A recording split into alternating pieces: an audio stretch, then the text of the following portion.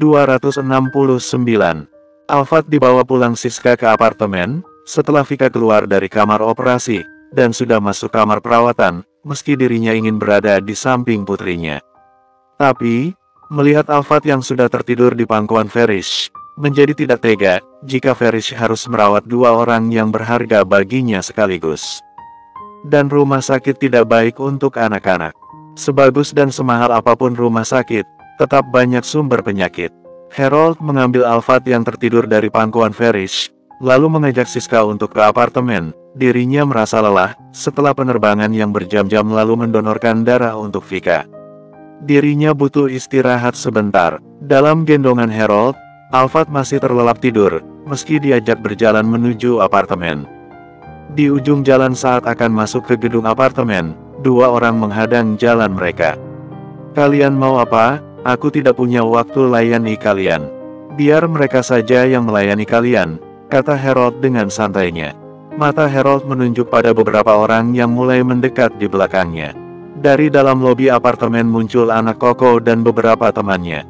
Koko langsung ikut terbang Siska begitu mendengar insiden tertusuknya Vika dan Mono yang mengalami luka cukup parah.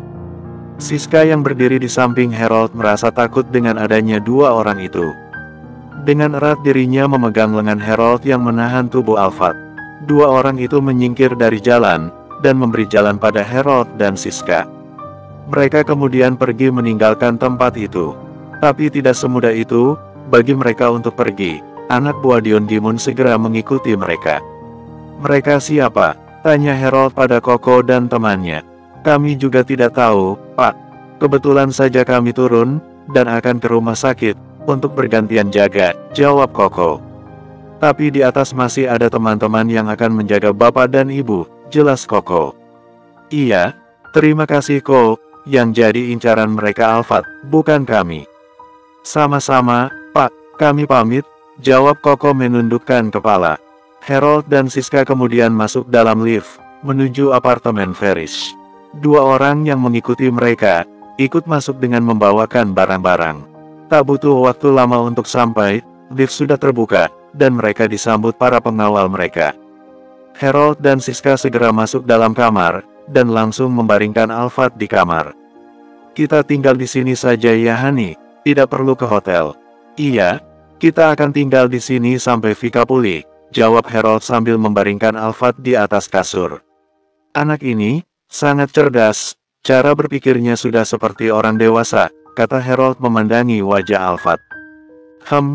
Iya, dia manja sekali dengan Dion, aku sampai iri," jawab Siska, melepas sepatu dan jaket Alphard. "Itu karena dia terbiasa dengan Dion. Dengan kita, kan jarang bertemu. Nanti lama-lama juga dia akan bermanja sama kita sayang," kata Harold sambil beranjak dari atas kasur. "Aku mau mandi ya sayang, tapi bisa aku minta tolong?" "Apa?" tanya Siska menoleh ke samping. "Buatin mie instan rebus," kata Farish ada lemari. Siska mengulum senyum dan mengangguk. "Aku ganti baju Alphard dulu ya, baru aku buatkan." "Oke, terima kasih sayang," jawab Harold mengecup kepala Siska. Kemudian dia keluar dari kamar dan menuju kamar mandi. Keesokan paginya di rumah sakit, Farish baru bisa tertidur setelah subuh. Setelah meminum obat pereda nyeri, karena dia merasakan badannya sakit. Vika sudah terbangun dari tidurnya. Dia lapar, tapi merasa tidak tega untuk membangunkan suaminya yang terlihat begitu pulas di atas sofa. Vika menarik badannya untuk bersandar, luka di perutnya masih terasa nyeri untuk bergerak. Dilihatnya di atas meja ada sebungkus roti dan sekotak susu, sisa semalam. Vika menggeser pelan badannya agar lebih dekat dengan meja, untuk meraih roti. Tapi tetap saja tidak terjangkau tangannya. Vika menghela napas panjang, terpaksa dia harus menunggu seseorang untuk mengambilkannya. Sepertinya keberuntungan berada berpihak pada Vika, seorang pengantar makanan rumah sakit masuk dan memberikan makanannya. "Tolong langsung ke sini saja Kak," pinta Vika dengan lembut. Sang perawat mengangguk dan membawa nampan makanan Vika ke pangkuan Vika, kemudian menjelaskan obat yang diberikan padanya. Setelah sang perawat pergi, Vika langsung memakan sarapannya, dan menghabiskannya tanpa sisa. Farish yang menggeliat dan membuka matanya, dan langsung menatap pada Vika. Pagi sayang, sapa Vika dengan senyuman lembut. Ferish tersenyum senang melihat Vika sudah terlihat lebih bugar. Sudah sarapan? Jawab Vika bergumam dan mengangguk. Sudah habis juga, sudah minum obat juga. Aku enggak mau buat repot suamiku, yang sudah melindungiku, kata Vika penuh semangat. Mendengar ucapan Vika, Ferish langsung bangkit dari posisinya. Dia mendekati Vika dan memeluk istrinya. Kamu dan Al tanggung jawabku sayang, kewajibanku untuk menjaga kalian. Al, rewel enggak ya, Mas?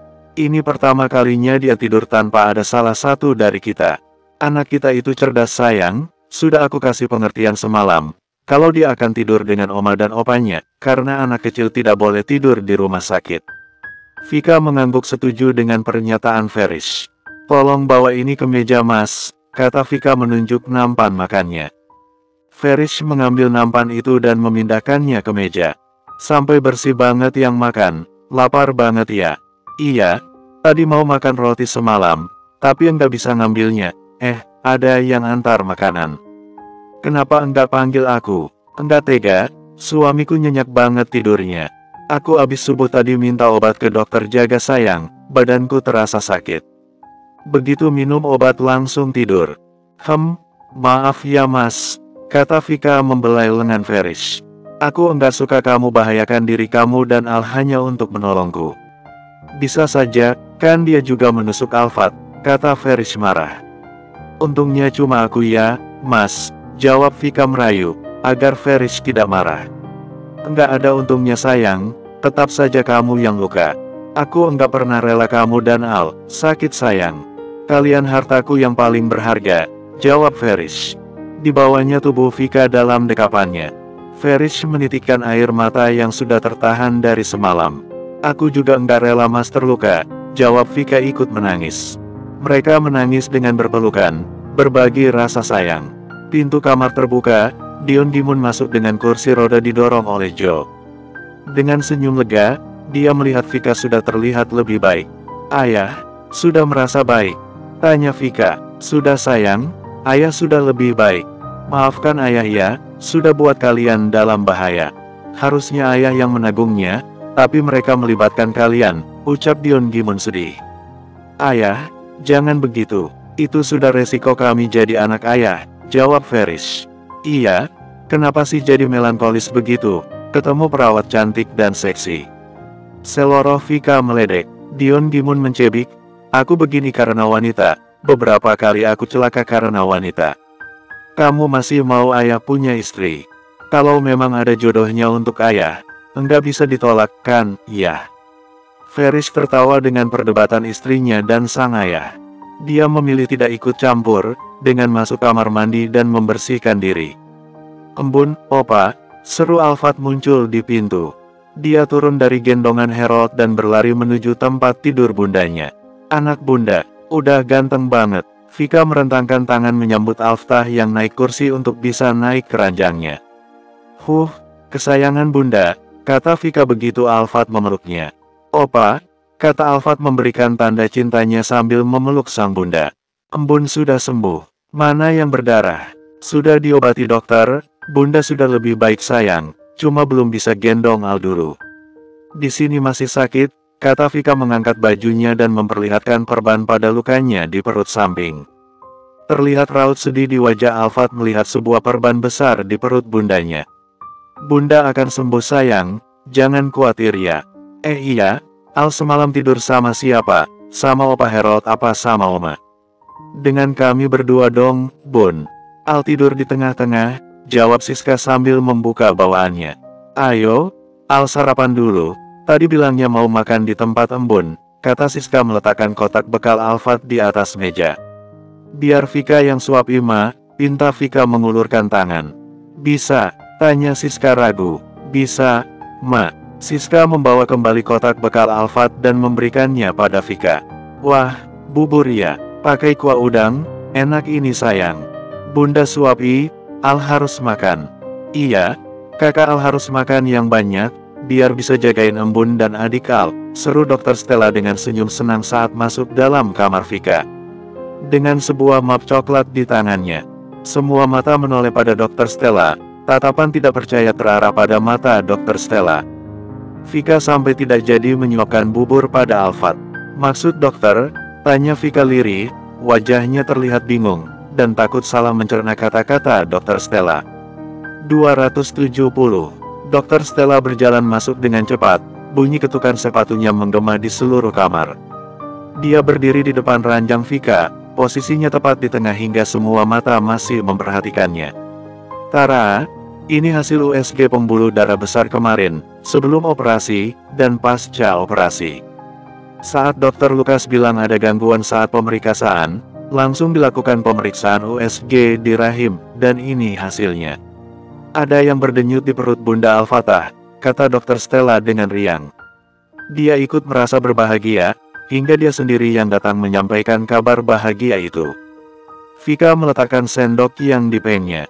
Dirinya tidak mampu untuk berkata-kata. Kejutan besar di saat masalah hidup dan mati menerpa keluarganya.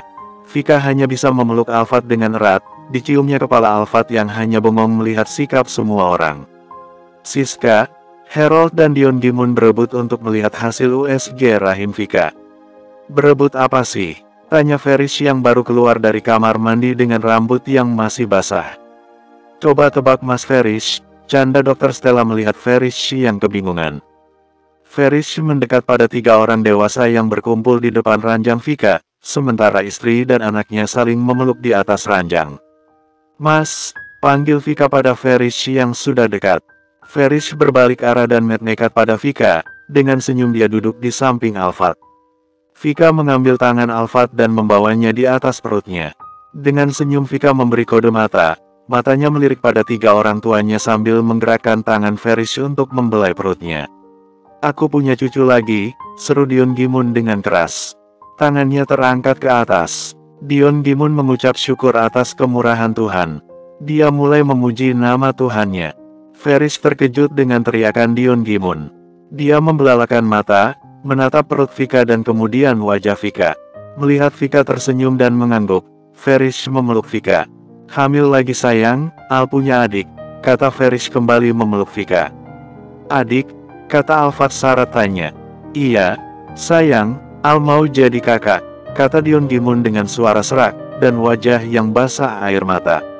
Ah, masa iya kamu menangis Dion, harus semangat lagi kita. Biar bisa jaga cucu-cucu kita sampai besar, kata Harold menepuk bahu Dion Gimun. Iya, aku akan lebih semangat untuk sembuh lagi, dan jaga kesehatanku.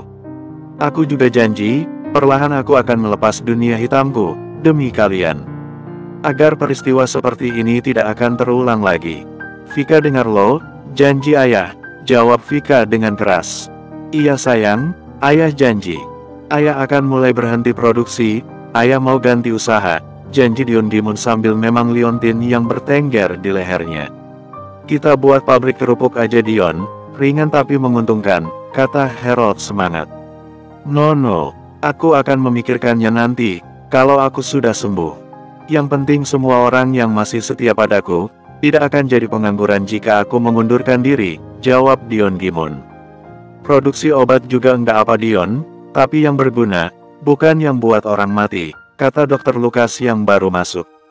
Selamat ya Dion, beban dan tanggung jawabmu semakin berat sekarang.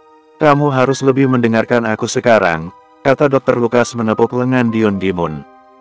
Vika, kamu harus lebih hati-hati sekarang, jangan nekat.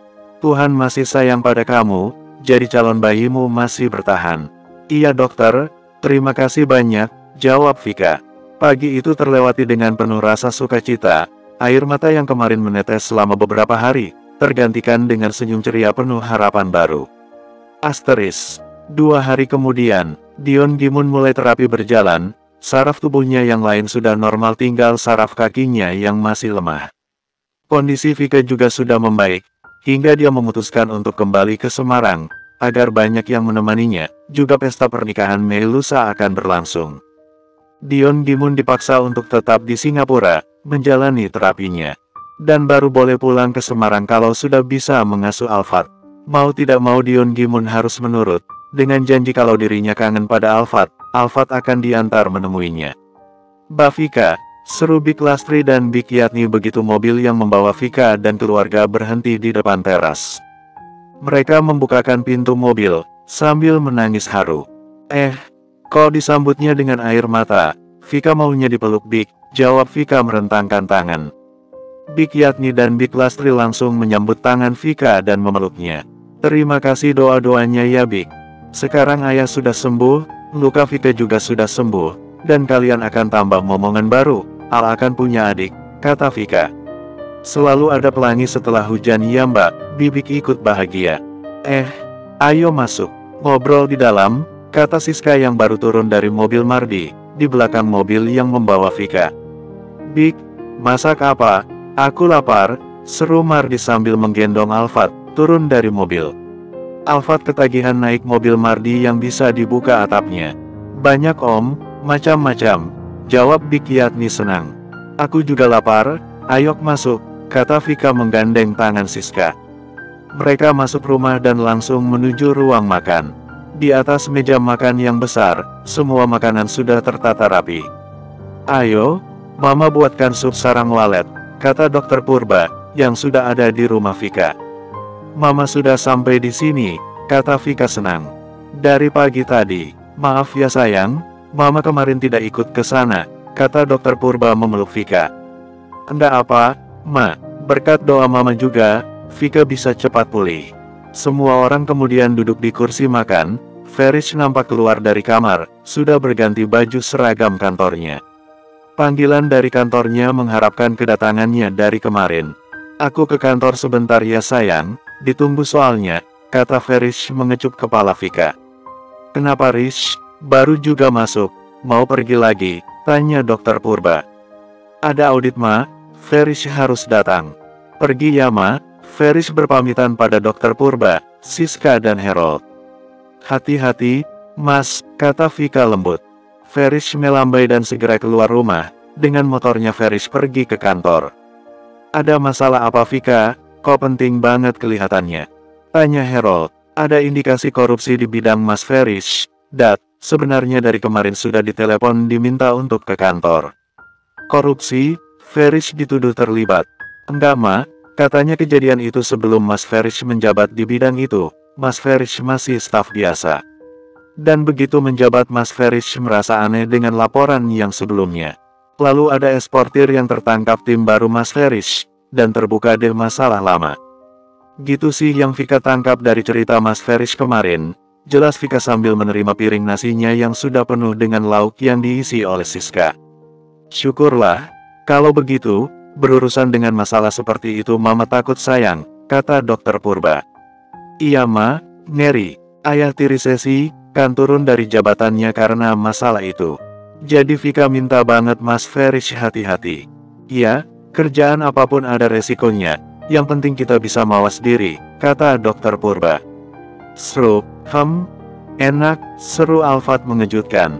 Alfat menghirup kuah sup sarang walet dari mangkok yang diangkatnya.